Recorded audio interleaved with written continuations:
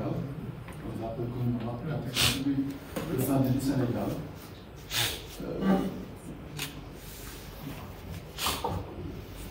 C'est pour moi un pouvoir d'espoir pour cette thématique que j'ai eu à traiter il y a pas longtemps, qui a été sollicité par les directeurs d'hôpital du Sénégal pour aborder ce thème avec M. Famaïn, qui est un ancien de l'OMS et qui a été pendant longtemps directeur de cabinet du ministère de la Santé et de l'Action sociale.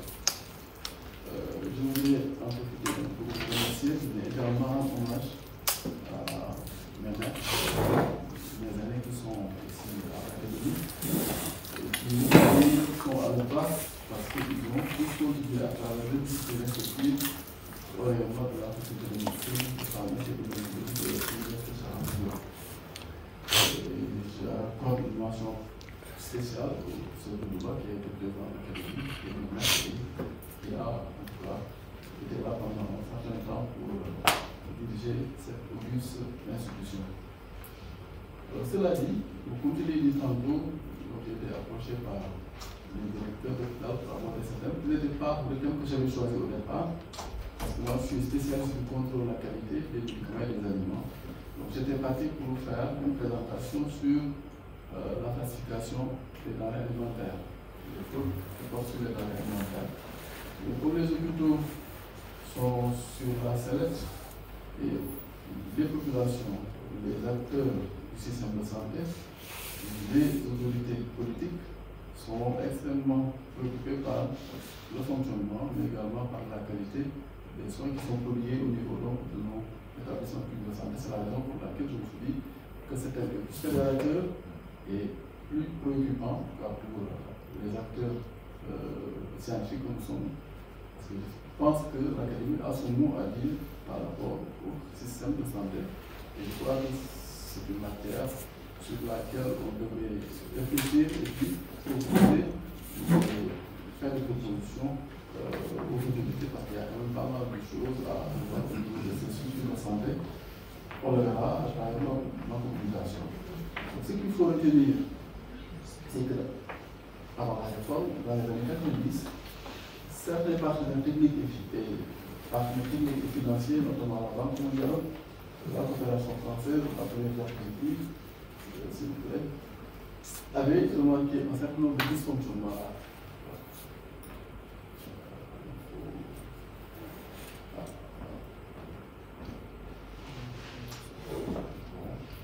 La première diapositive. La première. Voilà, c'est ça. Donc, avec remarqué un certain nombre de dysfonctionnements au niveau du système hospitalier sénégalais. Et à l'époque, les hôpitaux avaient du mal à satisfaire les populations, mais également le personnel officiel dans les hôpitaux. À l'époque, on avait noté une faiblesse des pratiques cliniques de la plupart des hôpitaux du Sénégal. On avait noté également à l'époque toujours un manque de médicaments. Parce qu'à l'époque, ce qui se passait, c'est que les hôpitaux n'avaient pas d'autonomie. Le budget destiné à l'achat d'intrants pharmaceutiques, des médicaments et des médicaments courants était logé à la pharmacie nationale d'approvisionnement. Elle s'est chargée d'acheter et d'approvisionner les hôpitaux. Donc, pas d'autonomie pour acquérir pour certains intrants qui sont indispensables à la prise en charge des patients. Faiblesse du plateau technique, peu d'investissement, et cela débouchait sur l'obsolescence du matériel qui était dans les hôpitaux à l'époque et qui était longtemps resté sans être changé. On voyait à l'époque des équipements musicaux qui ont été utilisés pendant plusieurs années sans pouvoir être changés.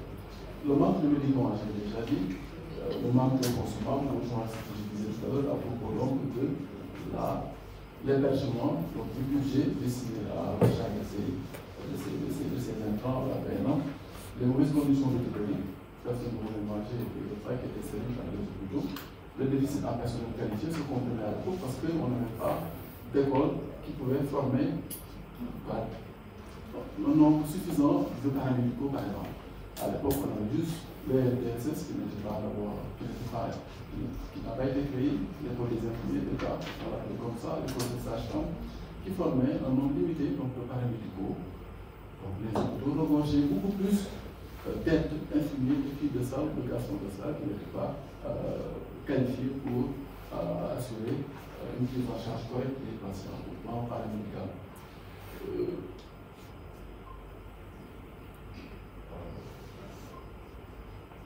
Là, ça peut devenir pas. C'est trop loin de dire à Madame Ndiaye, elle doit diffuser pour moi, sinon. Je vais essayer de le dire également. Défiler pour moi, c'est ça, on fait ce temps.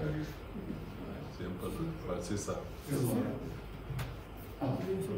Autre difficulté à l'époque, c'est que les hôpitaux étaient gérés selon une logique administrative qui ne faisait pas référence à la notion de performance. Dans les hôpitaux de l'époque, vous avez le directeur, un intendant, le médecin-chef qui était censé représenter le corps médical. C'était donc le top management de l'hôpital. Et l'hôpital fonctionnait comme un service de l'administration avec des directives qui venaient du ministère. Et ces directives étaient appliquées par donc, les managers de l'époque. Des centres de santé qui captaient les ressources générées par l'hôpital dans le cadre de ces prestations. Vous connaissez à l'époque beaucoup de livres, des détournements qui faisaient que il y avait des difficultés pour faire fonctionner correctement donc, ces structures de santé de l'époque. Les soins étaient chers, de faible qualité, avec une fréquentation qui était très faible, je parle sous le contrôle des anciens qui étaient dans le système à l'époque. Tout cela avait pour conséquence donc, des dysfonctionnements, d'où la réforme qui a eu lieu en 1998. Et cette réforme se voulait de faire passer les hôpitaux d'un hôpital administration à un hôpital en crise avec la conservation de la mission de service public de ces hôpitaux. Il y a une malade. Alors, l'objectif de la réforme de 1998, c'était de conférer aux hôpitaux une autonomie encadrée par un conseil d'administration et contrôlée par des mécanismes qui sont utilisés pour les établissements publics. Donc, il y a des procédures qui sont limitées, qui sont mises en œuvre dans le cadre de cette réforme. Et avec la réforme, on a vu voir le jour, on a vu mettre dans les hôpitaux des organes nouveaux. Également, une organisation, un organigramme nouveau.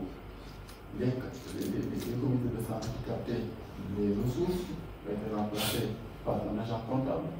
On a une structure qui est chargée d'assurer le contrôle de la gestion de la structure. L'intendant a été remplacé par un chef de service administratif financier, et ainsi de suite. On a la création d'un service des ressources humaines, et tout cela dans le but d'améliorer le bon fonctionnement, de l'hôpital. L'autre objectif de la réforme, c'était d'améliorer la performance. Donc, c'est l'objectif principal des hôpitaux sur le plan de la gestion de la qualité des soins positifs. Et c'est d'aller vite. Alors, la conséquence de la réforme, les conséquences, c'était de permettre à l'hôpital de procéder à un recouvrement des coûts. Pas question de faire des bénéfices, mais au moins d'équilibrer, de faire en sorte que tout ce qui est capté comme ressources soit investi dans la structure. Il n'est pas question donc d'être rentable, mais d'équilibrer au moins le budget de la structure. L'État ne se désengage pas et donc aux hôpitaux une subvention qui dépend du niveau de l'hôpital. Les hôpitaux sont classés par niveau et les niveaux vont de 1 à 3. Les hôpitaux de niveau 3 sont les hôpitaux de grande envergure qui sont pour l'essentiel à Dakar. La tarification également qui a été proposée à l'époque devait permettre aux patients, donc aux populations, d'accéder facilement aux points financiers, aux prestations qui étaient proposées. L'État supporte une partie des charges des UPS qui applique en contrepartie des tarifs accessibles. Une subvention qui vaut ce qu'elle vaut, mais la subvention doit permettre à la structure de pratiquer des tarifs qui sont accessibles aux populations. Diapositive. Alors, le juste attendu, c'est une disponibilité à un moment du service. Le traitement de toutes les urgences, jusqu'à présent, ces problèmes ne sont pas réglés. Une urgence à Dakar, c'est la première à venir, vous trouvez un site susceptible de prendre en charge. Donc, c'est le cas de patients qui doivent être pris en charge en urgence. Le respect de tarifs accessibles, donc les tarifs ont été proposés par l'État, et c'est sur la base d'un arrêté pris entre le ministère des Finances et le ministère de la Santé que ces arrêtés ont été proposés, ont été préconisés Et cet arrêté date de 2006. Donc, il n'a pas été changé, j'ai relevé tout à l'heure, parce que ça pose beaucoup de problèmes, notamment au niveau des hôpitaux. La prise en charge des personnels publics, l'État le permet avec ses politiques de gratuité comme le plan César, qui permet aux patients de plus de 60 ans d'être pris en charge par les hôpitaux et en contrepartie l'État règle la facture donc, de ces personnes indigentes. Le droit à la formation du personnel était également attendu parmi les dans le cadre de la réforme des hôpitaux. Dans tous les cas, il faut retenir la réforme a pour but ultime de remplacer la logique administrative par une logique de performance. Avant, les hôpitaux avaient juste le crédit qu'ils dépensaient et ne rendaient même pas compte à l'hôpital. Maintenant, avec la nouvelle configuration, la nouvelle loi, la loi change, les hôpitaux ont une obligation de rendre compte à leur tutelle grâce à des documents qui sont produits et qui sont soumis donc, à la tutelle financière du ministère des Finances, mais également à la tutelle technique qui est le ministère de la Santé et de l'Action sociale. Donc, vous dites, madame, alors, quelques rappels. La performance au sens de l'OMS, c'est la capacité à mobiliser les ressources disponibles pour améliorer la santé de la population, développer la capacité du système de santé à prendre en compte les attentes de la population et de réduire les iniquités de financement du système. Donc, si on regarde bien, la performance renvoie à la disponibilité de ressources suffisantes. Et c'est le gros problème dans nos pays. On veut performance en pour autant les moyens qu'il faut pour atteindre la performance. Donc, positive. Toujours pour les hôpitaux, la performance renvoie, elle est particulière, elle est singulière et elle est multidimensionnelle. L'hôpital se doit être performant, être efficace au plan clinique, mais également utiliser à bon escient les ressources qui sont mises à sa disposition. Et c'est un paradoxe. On peut être opulent, on peut être efficace, mais avoir des ressources humaines qui nous permettent d'être efficaces parce que compétentes. Donc, dans tous les cas, cette nécessité d'efficience renvoie à l'utilisation optimale des ressources mises à disposition, renvoie à la productivité, à l'adéquation des services, renvoie à une notion d'équité, de sécurité, de satisfaction du patient, de disponibilité et d'accessibilité. Donc c'est un terme qui englobe beaucoup de choses, mais rappelons-nous que pour un hôpital, la performance est particulière parce que l'hôpital doit assurer une prise en charge correcte des patients en utilisant les moyens mis à sa disposition qui parfois ne sont pas suffisants, ne sont pas mis à sa disposition qui ne sont pas parfois suffisants pour assurer la prise en charge correcte des patients. Donc la performance d'un hôpital répond à une prise en charge donc, correcte des différentes dimensions de la qualité, notamment les aspects cliniques, les aspects de gestion, mais également la perception des usagers. Parce qu'un hôpital, c'est d'abord la perception des patients qui fréquentent l'hôpital. Si ces patients ne sont pas satisfaits, on peut dire que l'hôpital n'est pas performant. Un malade qui entre à l'hôpital, s'il est pris en charge correctement, il guérit. S'il n'est pas guéri, l'hôpital n'est pas performant. Il y a d'autres domaines qui rentrent en ligne de compte, mais l'hôpital est jugé sur la base donc, de son efficacité clinique, de sa gestion, bien sûr, de la perception que les patients ont de l'hôpital positif. Quelques exemples pour évaluer la performance. On a des ratios d'activité, notamment, par exemple, la durée moyenne de séjour, les années médecins connaissent bien, le taux d'occupation moyen des lits, donc de l'hôpital, l'indice de rotation des lits, l'ensemble de ces données renvoient à la qualité de la prise en charge, pour l'essentiel. La durée moyenne de séjour, c'est le temps que le patient fait à l'hôpital, le nombre de jours. Plus ce temps est long, plus on peut penser que la prise en charge n'est pas optimale, l'hôpital n'est pas efficace. Le taux d'occupation donc des lits de l'hôpital renvoie à la capacité donc, de l'hôpital à prendre en charge les patients qui le sollicitent. L'indice de rotation également, c'est le nombre de lits occupé par le nombre de lits que la définition va faire. Donc c'est le nombre de lits occupés. Le même nombre de lits. Bon, ça va. Voilà.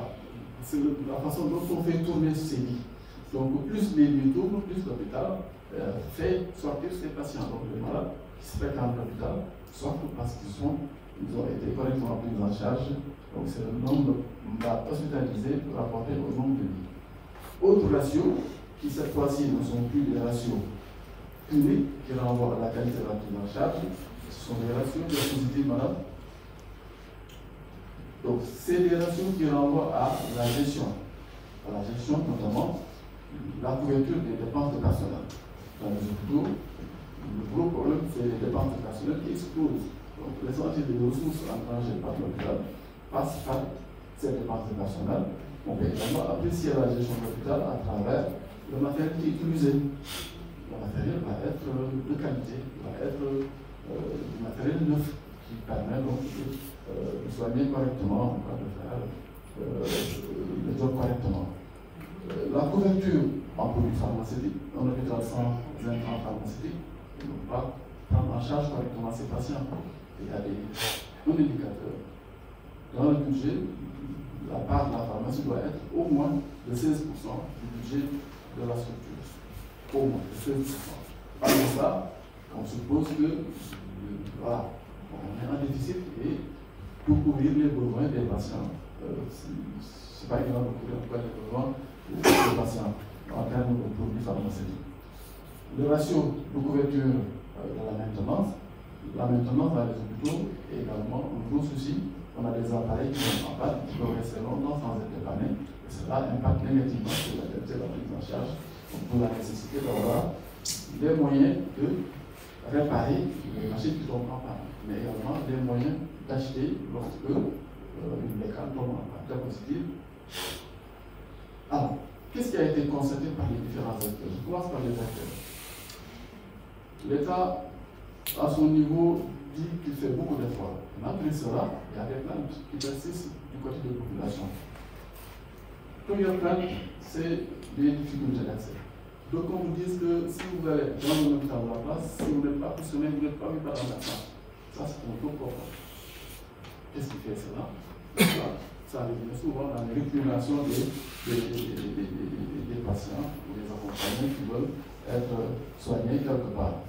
Les mauvaises conditions d'accueil et de prise en charge aux urgences, principalement en dehors des heures de travail et des jours fériés, constituent également un souci. Certains s'en sont rendus compte. Vous avez un malade le dimanche, vous l'amenez dans un service, dans un hôpital, au service d'urgence, ça vous ne voyez personne. Quand vous voyez les spécialistes, ils disent qu'il n'y a pas de place. Parce que, quoi qu'on dise, on est quand même en grand déficit en liste d'urgence dans le pays. À Dakar, c'est la galère. Les sapeurs-pompiers peuvent faire le tour de la ville pour avoir une place dans le service d'urgence, et c'est un gros problème. Et les populations s'en plaignent. Absence de médicaments, parfois vous êtes pris en charge, dès que vous arrivez, c'est l'ordonnance qui tombe, allez acheter avant de. Donc c'est un gros problème. Et ces ordonnances, parfois, coûtent cher. Les médicaments ne sont pas donnés, donc il y a des efforts de l'État qui essaie en tout cas de faire en sorte que tous les médicaments soient administrés, soient bien gérés, et l'État va essayer de tout faire pour que les médicaments coûtent le moins cher possible dans cette chose, parce que je suis du secteur. Faiblesse de la surveillance en dehors des heures de travail, les jours fériés, ça également c'est un gros souci. Vous allez quelque part dans un hôpital, le dimanche, le samedi, bon, vous avez peut-être du personnel, mais en nombre très réduit, et parfois les malades spécialisés se plaignent de cela. Absence d'empathie, absence de bienveillance et de communication des prestataires, ça également c'est une récrimination qui revient assez souvent. J'ai été à l'hôpital, j'ai été mal reçu par le médecin, j'ai été mal reçu par l'infirmier qui m'ont accueilli. Donc c'est des choses qui reviennent régulièrement, diapositives. Toujours du côté des usagers, donc des patients et de leurs accompagnants, on se plaint du coût élevé des soins, de l'insalubrité et notamment de l'insalubrité des toilettes. Mais quoi qu'on dise à ce niveau, il y a eu beaucoup d'efforts de fait dans les hôpitaux les hôpitaux, et c'est que contractualiser avec donc, des agences qui mettent à disposition donc, des femmes de ménage qui assurent donc, ces efforts sont constatés. Mais il faut retenir que dans le contexte, les hôpitaux sont fréquentés parfois par des gens qui ne sont pas forcément des citadins, voilà, qui ont du mal à les utiliser à bon escient et régulièrement, voilà, les toilettes sont souvent crades, mal entretenues, parce que voilà, les utilisateurs ne savent pas toujours les utiliser correctement. Les intrants, il y a des efforts, mais il y a des difficultés, notamment des ruptures parfois. Les ressources humaines, j'en ai parlé, même s'il y a des efforts pour recruter des médecins qualifiés, des paramédicaux, mais voilà, il y a toujours un déficit. Donc, dans certaines structures, peut-être pas forcément à Dakar, mais quand vous allez à l'intérieur du pays, il y a des structures où, pour voir le médecin, c'est toujours difficile. Et pourtant, la fac de médecine de Dakar fait sortir chaque année 400 médecins, en moyenne, 400. Si on prend en compte les privés et les autres facultés ou UFR, c'est autour de 600 à 700 médecins qui sont formés annuellement au Sénégal et pourtant, malgré cela, on a un déficit. Les constats faits par les acteurs, notamment ceux qui officient dans les établissements de santé, c'est la faiblesse de la subvention de l'État. J'en ai parlé au tout début. L'État s'est engagé à la réforme, à subventionner les hôpitaux, pour que les hôpitaux pratiquent des prix qui sont accessibles aux populations, mais on se rend compte que la subvention ne règle pas le problème des hôpitaux. L'exemple que je donne, c'est l'hôpital de Fann. L'hôpital de Fann a un budget de 10 milliards. Sur les 10 milliards, l'État donne une subvention de 1 milliard. C'est vrai que l'État assure les salaires de ces agents, les fonctionnaires, qui sont payés par l'État. Mais à côté de ces fonctionnaires qui sont en nombre insuffisant, vous avez des contractuels qui sont recrutés par l'État et payés par l'État sur les prestations, mais également sur son budget. Donc le budget, c'est les recettes tirées des prestations, plus la subvention de l'État. Et donc, ce personnel-là, contractuel, est payé sur ce budget-là qui est parfois très limite, parce que la subvention de l'État n'étant pas conséquente. La tarification, elle est inadaptée. Ça également, c'est important de le relever. L'arrêté qui réglemente les tarifs qui sont pratiqués au niveau des hôpitaux date de 2006. Il n'a pas été réactualisé depuis là. Et les hôpitaux pratiquent toujours ces tarifs qui, à mon avis, voilà, doivent être indexés, bon, en tenant compte bien sûr de l'indigence de nos populations, mais c'est un gros problème, les hôpitaux s'en plaignent. Voilà. Vous faites une consultation à 2000 francs, vous ne vous en sortez pas avec des charges qui vous attendent, parce qu'en plus, le personnel des hôpitaux doivent payer le facture d'eau, l'électricité, le téléphone, etc., sans compter les autres dépenses liées au bon fonctionnement de la structure. Également, du côté des acteurs, donc des travailleurs, on se plaint des conditions de travail, des traitements. Certains, encore, se plaignent d'être sous-payés. C'est un gros souci pour les structures de santé. On voit régulièrement dans la presse le personnel de tel hôpital qui est en mouvement d'humeur parce que pas bien payé. Diapositive. Toujours du côté, ça je pense que j'en ai parlé, diapositive. Du côté du ministère de la Santé, des autorités. Donc l'autorité n'est pas satisfaite, là, on peut dire. Il faut assister à des réunions entre la tutelle, le ministère de la Santé et les hôpitaux pour s'en rendre compte. Pour l'État, les moyens nécessaires ont été mis à disposition, ce que moi je trouve les moyens qui sont donnés, pour moi, sont dérisoires, mais pour l'État, c'est déjà un effort que de donner une subvention, quel que soit le niveau de cette subvention. Et malgré donc cet appui qui est donné, l'État se plaint de la qualité des prestations qui, pour lui, est en deçà de ses attentes. Donc ça c'est dans le discours des autorités du ministère de la Santé.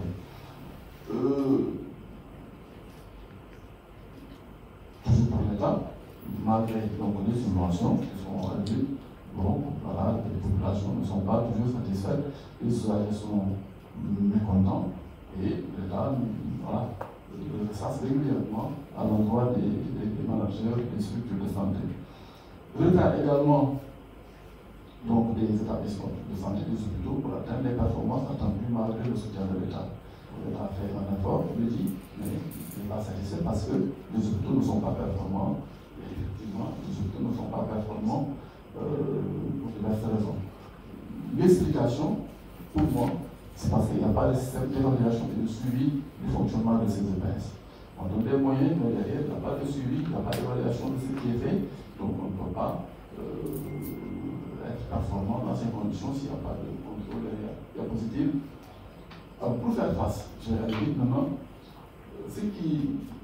tout cela a amené l'État à proposer des contrats de performance.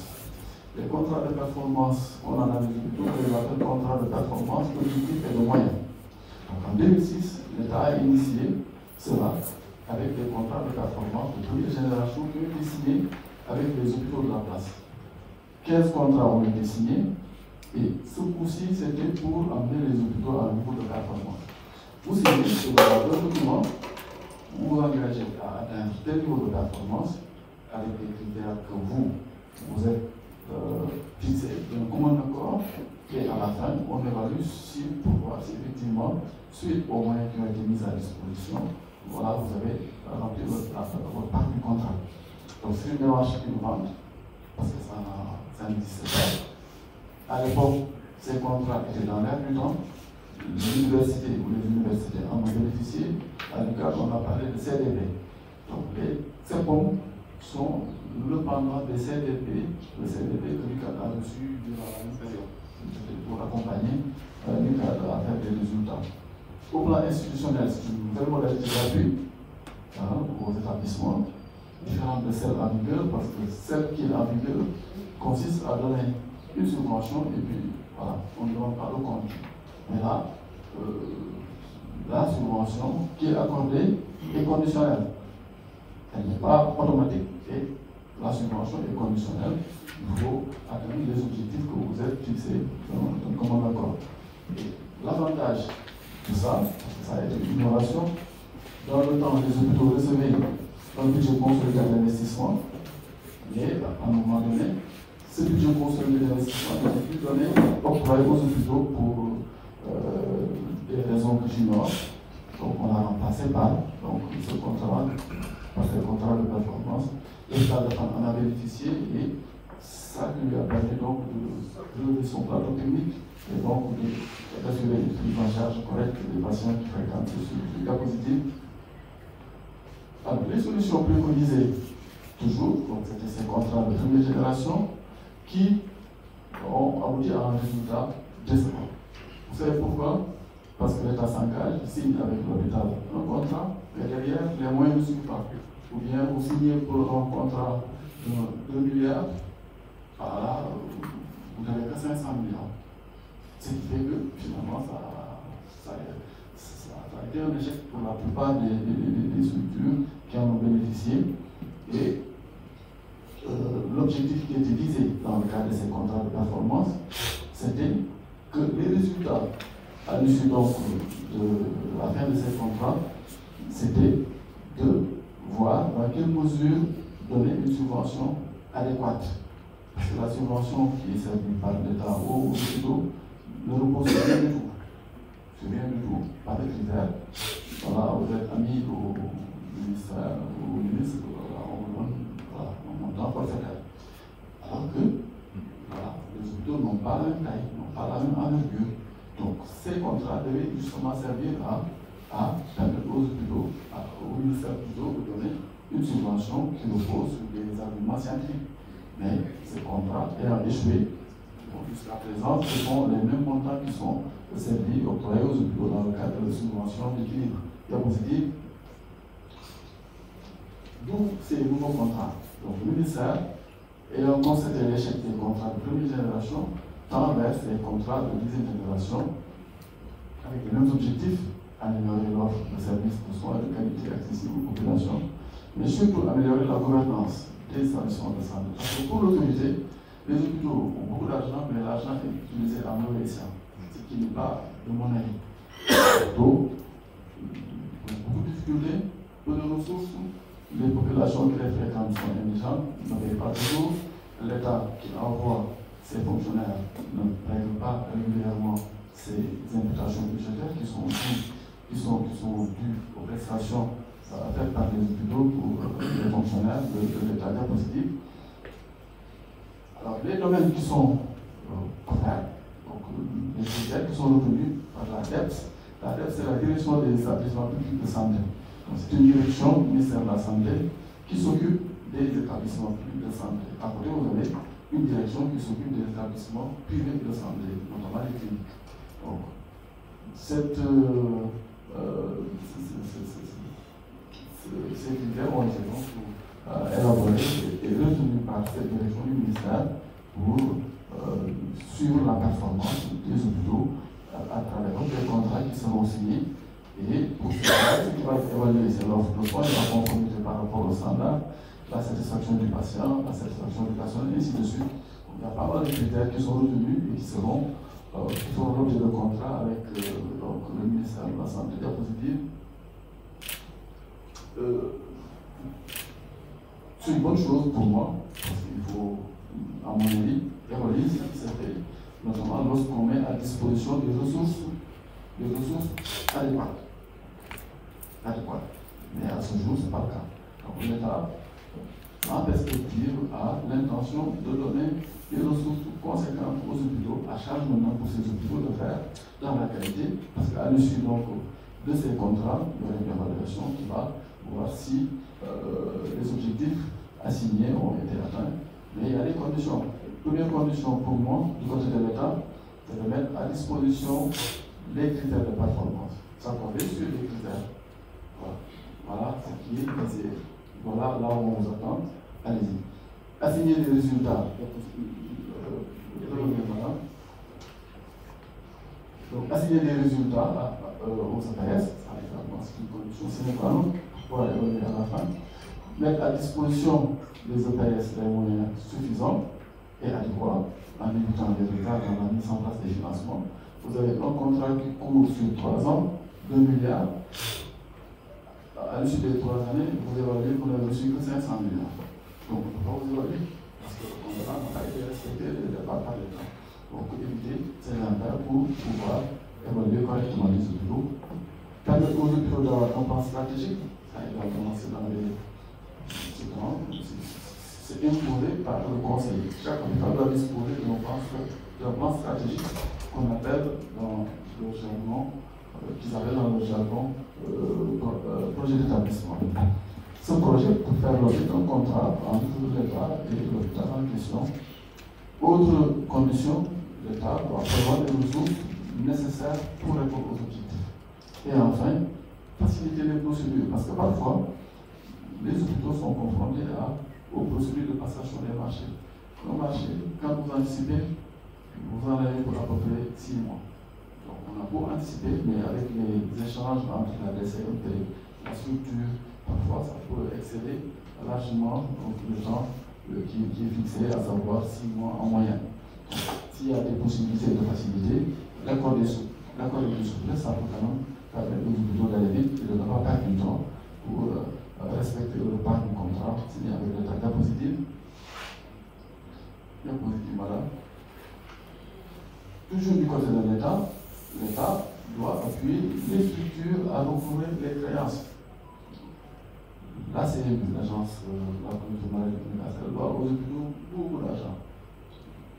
La chance que j'ai, c'est que je suis membre du CA des hôpitaux de niveau 3, donc pratiquement tous les hôpitaux du Sénégal.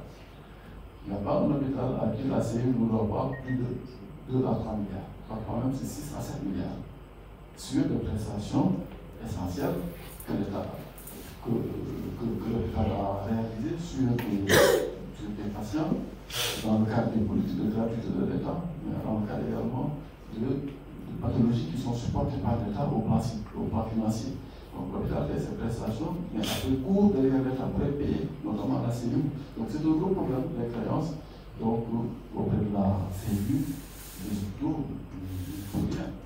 Et pour l'essentiel, tous les hôpitaux sont plombés par ces créances-là. Ils ne peuvent pas y accéder pour de la raison. pour régler cette histoire-là. Appuyer également l'État doit appuyer pour appuyer la dette. Les autres doivent à tout le monde.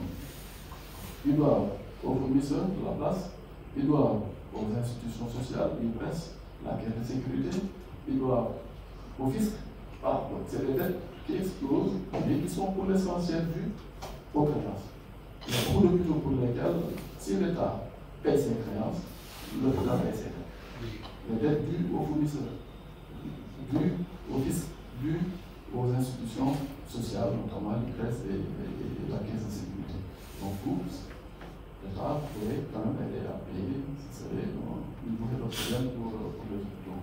Donc, dans les critères d'allocation et de répartition de la subvention, je l'ai dit, là, il n'y a pas de critères. Donc, c'est la tête du client.